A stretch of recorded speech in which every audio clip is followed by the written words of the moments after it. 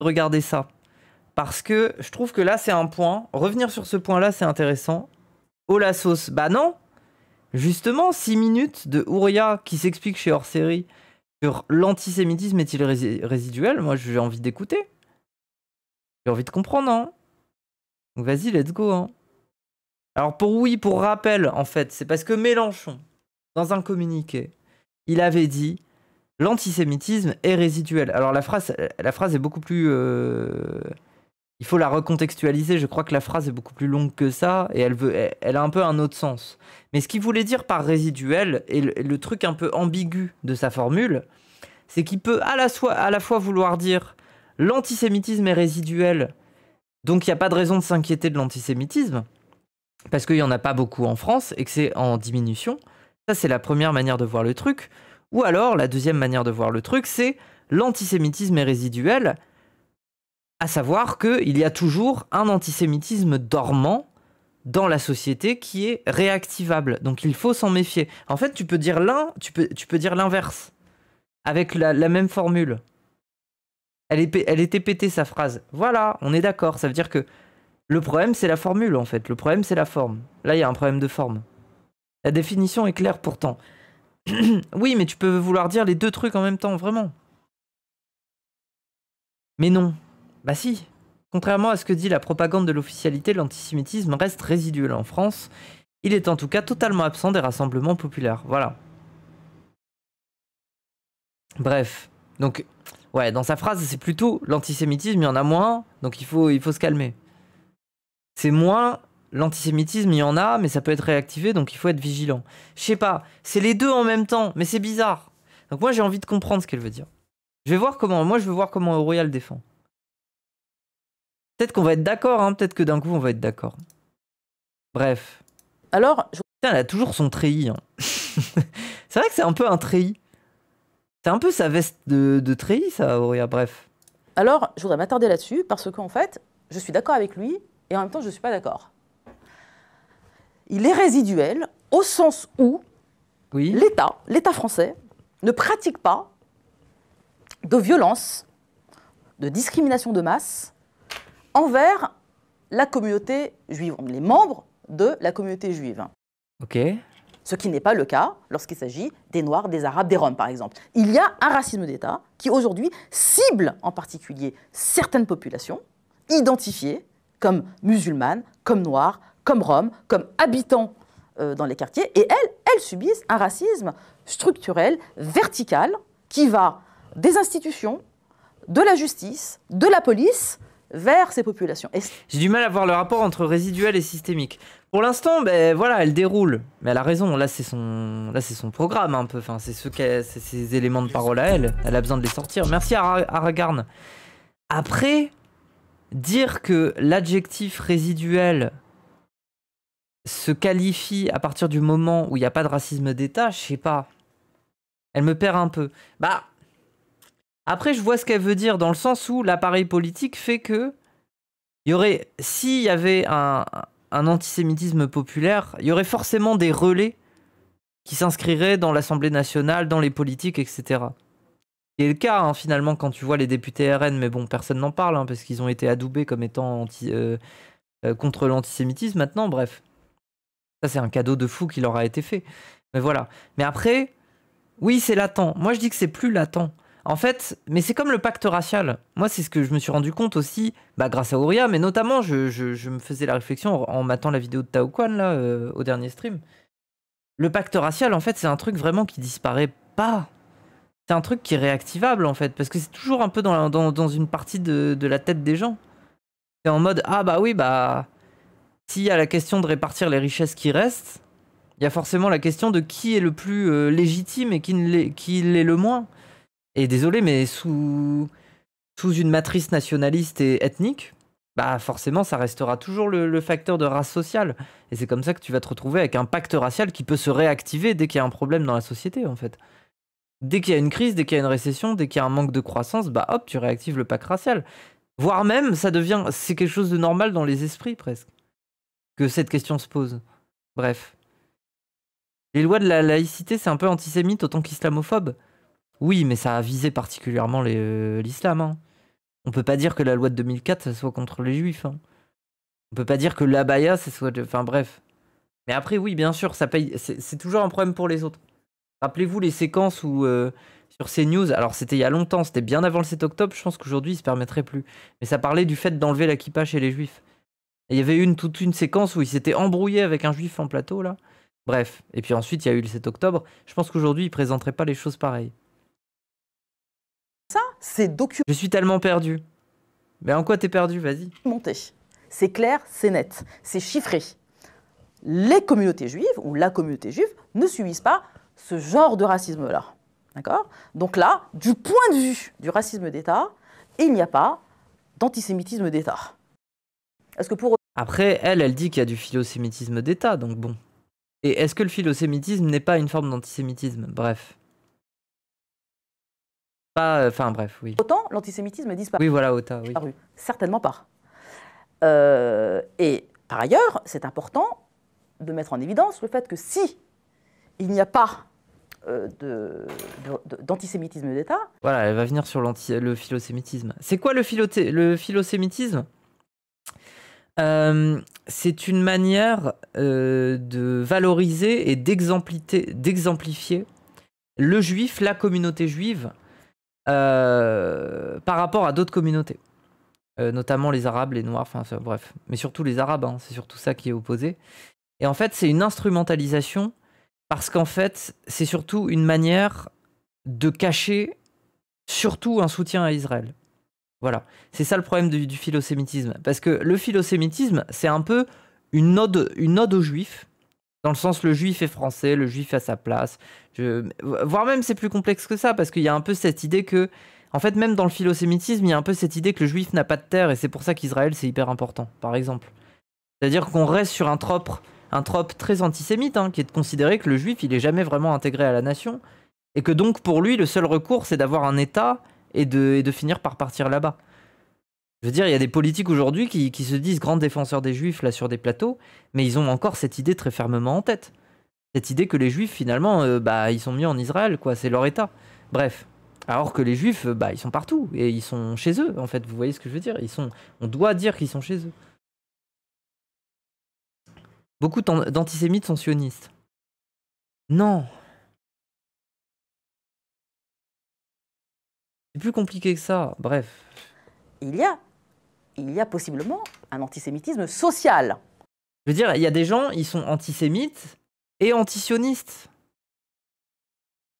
Bref. Et par exemple, aujourd'hui, il suffit d'ouvrir les yeux pour savoir que cet antisémitisme, en termes théoriques... Ou plutôt, l'antisionisme est instrumentalisé par antisémitisme. Enfin, je veux dire, il y a eu Soral qui est passé par là. On peut pas faire comme s'il n'y avait pas Soral qui n'était pas passé par là, les gens.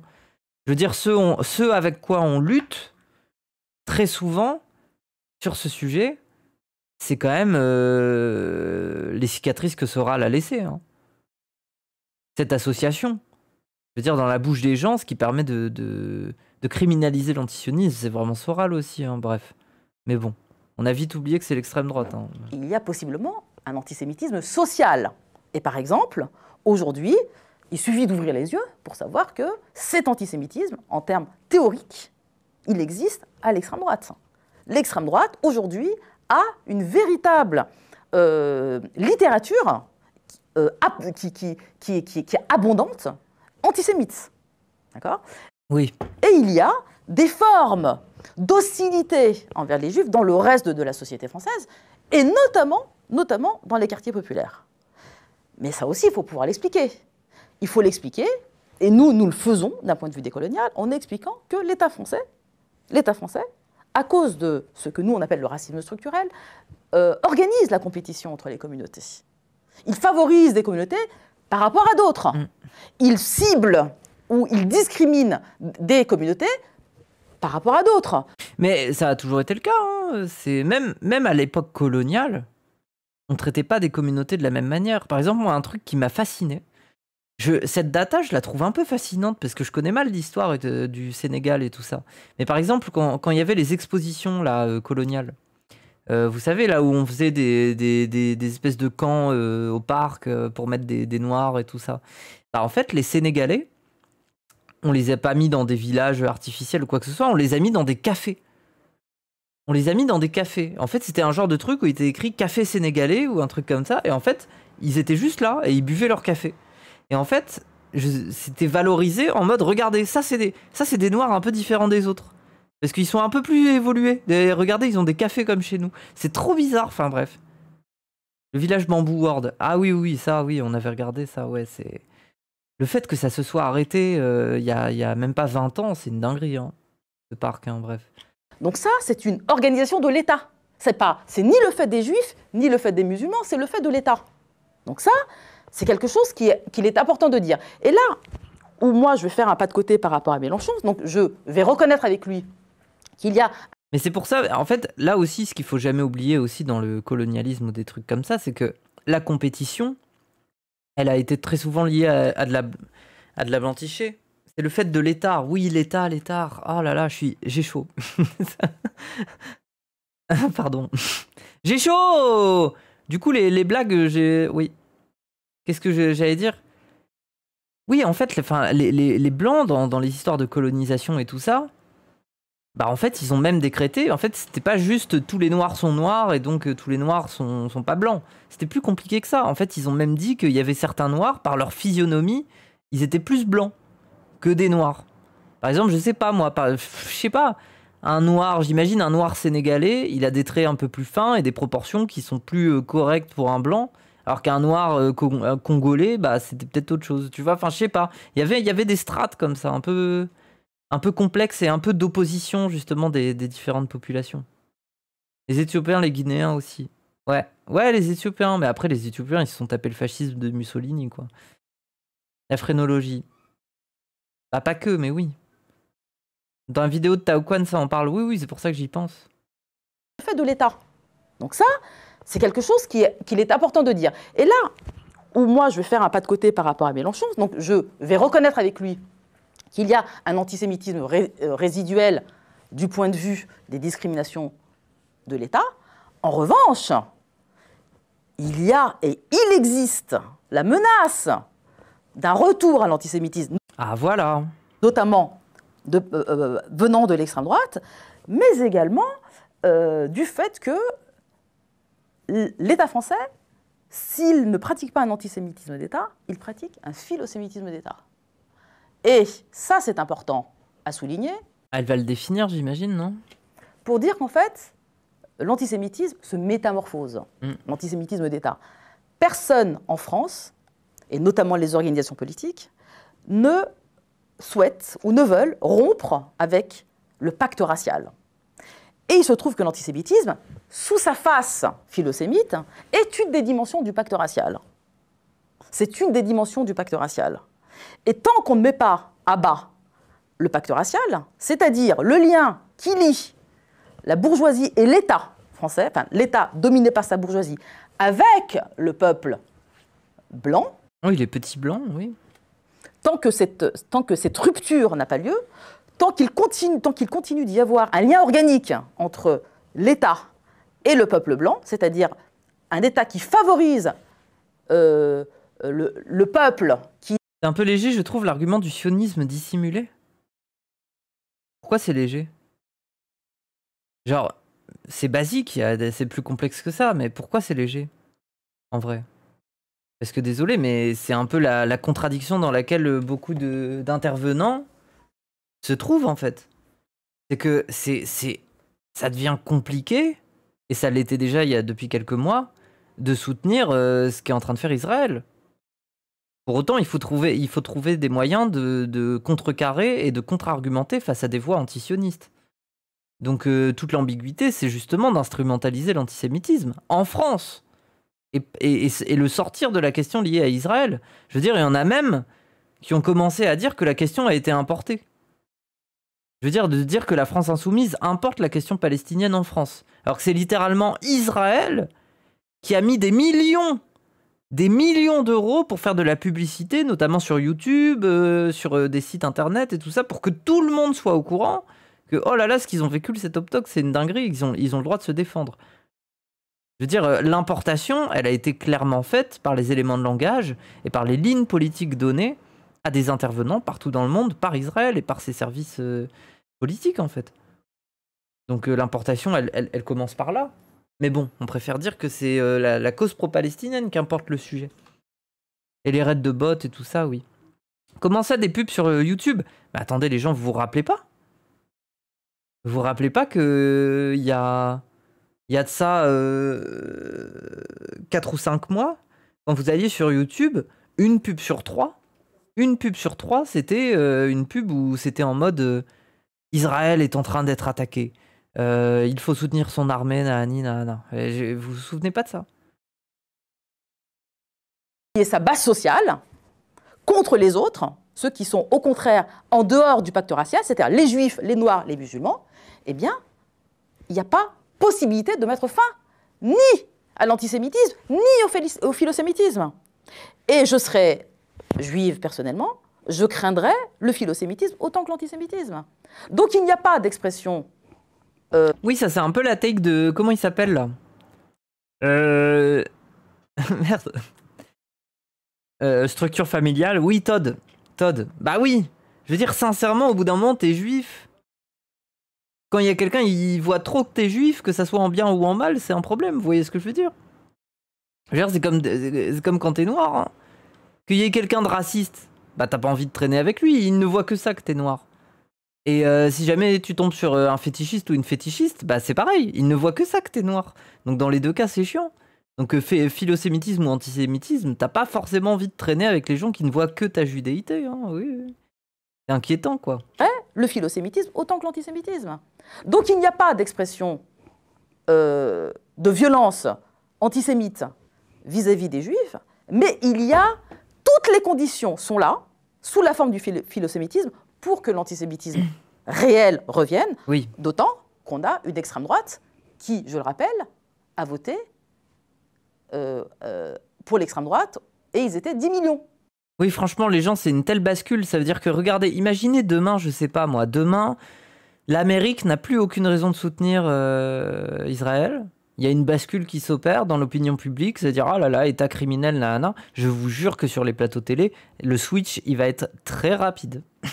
Il va être très étrange, hein, mais il va être très rapide. Et on pourra glisser vers des formes d'antisémitisme, hein, c'est bon. Hein. Ça va être brutal. Ah ouais, hein. Ce qu'ils reprochent à des pro-palestiniens, ils vont le faire en 100 fois pire. Hein. Ils vont sortir les arguments. Oui, vous avez subi un génocide, vous refaites un génocide. Ils vont dire pareil. 10 millions à voter pour l'extrême droite. Ça, la menace, pour moi, elle vient essentiellement de ça, mais également, et c'est là où nous, on veut prendre nos responsabilités par rapport à ça, c'est que tant que les populations issues d'immigration et des quartiers sont abandonnées à leur sort, tant qu'on crée de la compétition entre les communautés, et tant qu'on empêche, tant qu'on fait ce lien, et c'est encore l'État français qui le fait, ce sont les forces politiques dominantes qui le font, c'est-à-dire tant qu'elles créent ce lien entre juifs et État d'Israël, eh bien, ce lien-là, il crée de l'antisémitisme, et effectivement, il va exister au sein des communautés arabo-musulmanes et des quartiers. Parce que... Bah oui, c'est ça. Ça veut dire que en fait, quand tu fais forcément entrer de facto l'identité juive dans l'identité israélienne, et que tu peux pas produire la dissociation, ne serait-ce que pour y réfléchir intellectuellement, hein, pas forcément pour dire qu'ils sont forcément... qu'ils ne sont pas des alliés d'Israël, hein, puisqu'il y en a des juifs alliés d'Israël, mais c'est plus complexe que ça, enfin, je veux dire, il y a un spectre. En fait, tu forces des gens pas très politisés à se dire que être pro-palestinien, c'est être un peu anti-juif. Parce que quand même, les juifs, c'est le problème. Je veux dire, sincèrement, c'est ça qui est horrible, en fait. C'est que nous, entre nous, on se politise. Enfin, je veux dire, on aime bien ça, quoi. On regarde du contenu, on est un peu au courant et tout ça. Bon, en tout cas, pour la plupart des gens sur le chat ou moi et tout ça. Mais imaginez quelqu'un demain qui a envie, justement, qui a une sensibilité vis-à-vis de ce qui se passe en Palestine et qui entend à longueur de journée sur les plateaux que les juifs sont en soutien avec Israël, que parler des juifs, c'est parler d'Israël, que défendre les juifs, c'est défendre Israël. En fait, au bout d'un moment, il fait pas la distinction. S'il n'y a pas des voix qui existent pour pouvoir lui permettre de nuancer sa pensée, évidemment qu'il va devenir antisémite. Évidemment que tu produis de l'antisémitisme. C'est un problème, hein, vraiment, hein, bref. qu'en fait, cet antisémitisme-là, en fait, j'ai tendance à penser qu'il est encouragé. Moi, je pense que la ruse de l'État, c'est... En France, on est le pays des droits de l'homme et du citoyen, c'est la loi, on défend l'universalisme. Oui, mais quel universalisme? L'universalisme des Blancs? Je rappelle qu'on avait le code de l'indigénat, hein, après avoir déclaré les droits de l'homme et du citoyen, hein, donc bon. C'était les droits de l'homme et du citoyen, mais pour qui? Pas pour les femmes non plus, hein. Donc quel universalisme? L'universalisme n'est jamais abouti dans ce cas-là. Il y a toujours un problème. Puisque dès qu'il a été décrété, il n'était déjà pas abouti. Donc il faut continuer de l'aboutir. L'universalisme n'est pas abouti. de produire, en fait, de l'antisémitisme chez nous, pour pouvoir ensuite dire, vous voyez, ils sont antisémites. Moi, je crois profondément qu'on veut faire de nous des barbares et qu'on nous maintient dans cette condition de barbares. Et lorsque nous mettons en cause cette structure générale et que nous mettons en cause en particulier le pacte racial, dont, je le répète, l'antisémitisme est une des dimensions, eh bien, on est précisément ceux qui voulons mettre fin à l'antisémitisme. Et c'est en cela, à mon avis, qu'on est en désaccord avec Jean-Luc Mélenchon. Ok, elle peut repréciser? J'ai pas compris le désaccord.